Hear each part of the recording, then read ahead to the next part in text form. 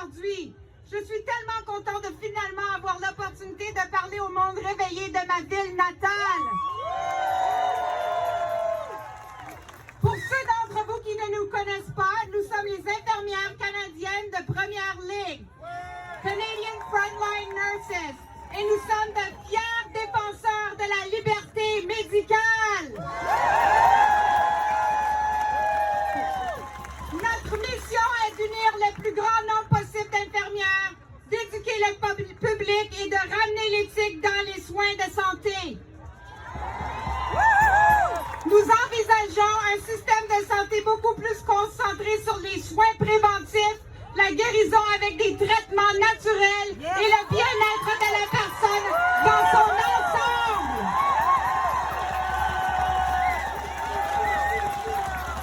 Nous sommes ici pour tenir la lampe afin que d'autres puissent voir notre lumière et être inspirés à défendre la même chose. Nous sommes des infirmières qui font ce qui est juste et défendent la vérité. Je m'appelle Sarah Choujunian. Je suis infirmière depuis 2004. Aujourd'hui, je veux partager avec vous mon histoire d'infirmière dans l'espoir de réveiller et d'inspirer les lions endormis pour qu'ils se tiennent debout et fassent de même. Ce discours spécifique s'adresse principalement aux infirmières et infirmiers, mais s'applique également à tous les gardiens de l'humanité. Enseignants, policiers, pasteurs et parents parmi beaucoup d'autres. Avant de devenir infirmière, j'étais complètement perdue. Lorsque je suis entrée à l'école d'infirmière, quelque chose a changé. Cela a apporté de la lumière à mes ténèbres. J'ai retrouvé de l'enthousiasme dans ma vie. J'étais passionnée par les soins aux malades et surtout, cela a donné de la valeur à ma vie alors que j'en avais pas.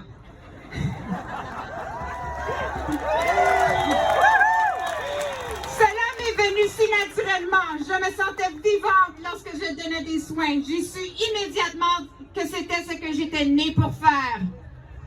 J'ai travaillé dans une maison à long terme pendant la plus grande partie de ma carrière et j'ai adoré mon travail. J'y ai rencontré des centaines de grands-parents qui ont partagé leur sagesse avec moi et m'ont donné un amour que j'ai beaucoup chéri. J'ai pleuré beaucoup de larmes et j'ai eu le privilège de partager de précieux derniers moments avec d'innombrables résidents et leurs familles. Une chose qui m'a toujours dérangée dans les maisons de retraite cependant, c'est qu'il est évident que le gouvernement n'accorde pas beaucoup de valeur à ces personnes âgées. Leur diète se compose d'œufs en poudre, de mandarines en canne, de pudding en boîte et d'eau sucrée colorée. Il est évident que le but des maisons de retraite n'est pas de donner à nos aînés les meilleurs soins possibles, mais d'essayer d'en retirer le plus de profit possible. C'est pourquoi un énorme signal d'alarme a sonné dans ma tête le jour où le gouvernement a décidé de fermer toute l'économie pour protéger ces mêmes personnes vulnérables. Quand la nouvelle est sortie, j'ai pensé que c'était une blague et que personne ne la croirait. Je pensais que tout le monde au travail penserait comme moi. Au contraire, j'étais une, si pas la seule. Au début, je n'ai pas hésité à exprimer mon point de vue. Mais j'ai vite compris que cela pouvait se retourner contre moi de manière très négative. Le syndicat, pour lequel j'occupais le poste de steward en chef, m'ont fait savoir très clairement dès le début qu'ils nous ne soutenaient pas. On m'a demandé si je me souciais de la vie de mes résidents lorsque je remettais en question nos droits en matière de tests de dépistage. J'avais peur. Je suis une mère célibataire. Je ne pouvais pas me permettre de perdre mon emploi, alors je suis devenue très silencieuse. Je me sentais mal. J'ai toujours aimé être la voix du peuple. Mais les gens ne savaient pas qu'ils se faisaient niaiser. Et encore pire, certains menaçaient maintenant de rapporter la moindre désobéissance à la direction et à la santé publique. J'ai été réduite au silence nombreuses fois dans ma vie et l'une des choses que j'ai apprises au cours de mon voyage de guérison est que trouver sa voie et rester fidèle à sa vérité est le seul moyen de sortir de la noirceur.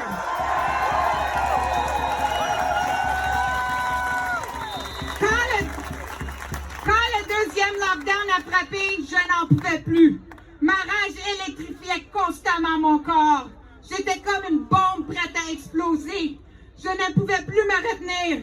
J'ai commencé à m'exprimer, d'abord en ligne, et quelques semaines plus tard, je me suis retrouvée à fonder l'association Nurses Against Lockdowns et à prendre la parole lors de ma première manifestation.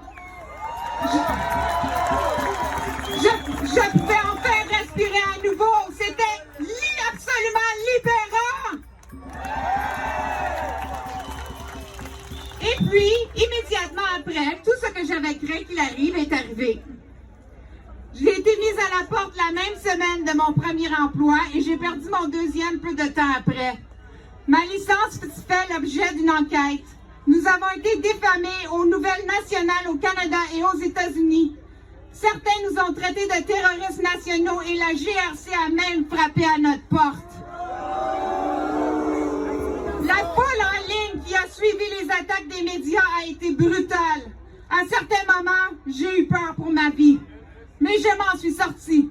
Beaucoup plus vite que je pensais à part de ça. Et puis ensuite, quelque chose de phénoménal et d'inattendu est arrivé. Quelques jours seulement après avoir été ostracisée, j'ai été inondée d'une énorme vague d'amour de la part de gens venant de partout à travers le monde. Et cela n'a pas cessé depuis. D'innombrables opportunités se sont présentées lorsque j'ai pris position pour ce qui est juste. J'ai rencontré certaines des plus belles âmes qui aient marché sur cette planète. J'ai enfin pu écrire un chapitre dans un livre. J'ai pu voyager à travers le Canada pour la première fois tout en inspirant des milliers de personnes. Et les meilleurs de tous, nous avons fondé Canadian Frontline Nurses et nous sommes en train de construire notre propre système de santé.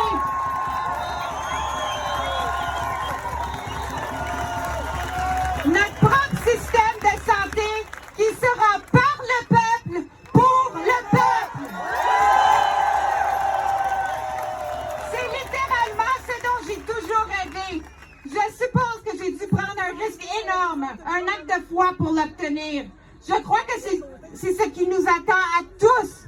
Nous qui faisons ce qui est juste et alignons nos valeurs sur nos actions. Vous devez tous avoir confiance et croire en ce procès. À l'école d'infirmière, l'une des premières choses importantes que nous apprenons est le code d'éthique, où on nous a appris que lorsque l'industrie se retourne contre le peuple, il est notre devoir d'agiter et de défendre ce qui est le mieux pour nos communautés. Je suis fière de dire que j'ai respecté ma promesse de ne pas nuire. Et si cela signifie que je ne fais plus partie de l'industrie, tant pis. Je suis finalement une infirmière libre. Et non pas un agent captif. Ce qui me donne la liberté et la possibilité d'être sans réserve l'infirmière du peuple. Bienvenue. Je veux dire aux gens qui pensent que je ne suis plus une infirmière que rien n'est plus éloigné de la vérité. Je me sens plus infirmière aujourd'hui que jamais auparavant. Être infirmière ne vient pas d'un papier, ça vient du cœur. Le nombre des collègues des infirmières ne pourra jamais nous enlever ça. Il en va de même pour vous tous. Je sais que la plupart d'entre vous êtes comme moi. Vous avez choisi votre profession en raison de votre amour de l'humanité. Je comprends que c'est très difficile pour vous, mais nous n'avons pas de temps à perdre. Chaque minute qui passe, une personne âgée meurt seule, isolée. Un enfant fait une overdose ou un chef d'entreprise se suicide. Nous sommes témoins de... et maintenant, ces injections expérimentales forcées sur le peuple. Nous sommes témoins de crimes contre l'humanité dans tous les aspects de notre société. Veuillez vous armer de courage et rejoindre notre mouvement. Ensemble, nous pouvons créer un système de santé bien meilleur et bien plus efficace. Nous savons que ce que nous faisons n'est pas pour les hommes sensibles. Nous appelons les plus courageuses de toutes les infirmières et infirmiers à s'avancer et à se joindre à nous. Vous savez déjà qui vous êtes. N'attendez pas un signe de l'extérieur. regardez à l'intérieur de vous et écoutez votre intuition. Vous êtes l'élu. Nous, le peuple, comptons sur vous. Les révolutions ne sont jamais faciles et demandent des sacrifices. Mais perdre notre travail et nos biens matériels n'est rien comparé à la perte de nos droits et de notre liberté pour les générations à venir. Je ne sais pas ce qu'il en est pour vous, mais mes enfants sont ma vie. Sans eux, je ne serais probablement plus là. Alors je suis littéralement prête à mourir pour cela, pour leur avenir. Je suis à fond dedans. Et si vous êtes parents, vous devriez l'être aussi.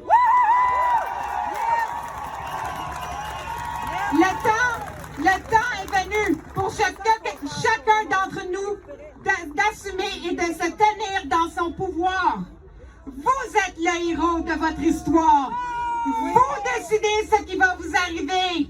S'il te plaît, ne laissez pas la peur et la haine prendre le dessus sur notre humanité. Bravo! Répandez l'amour et ne restez pas silencieux face à l'oppression. Bravo! Le monde a besoin que vous soyez réveillés et que vous vous battiez pour ce qui est juste.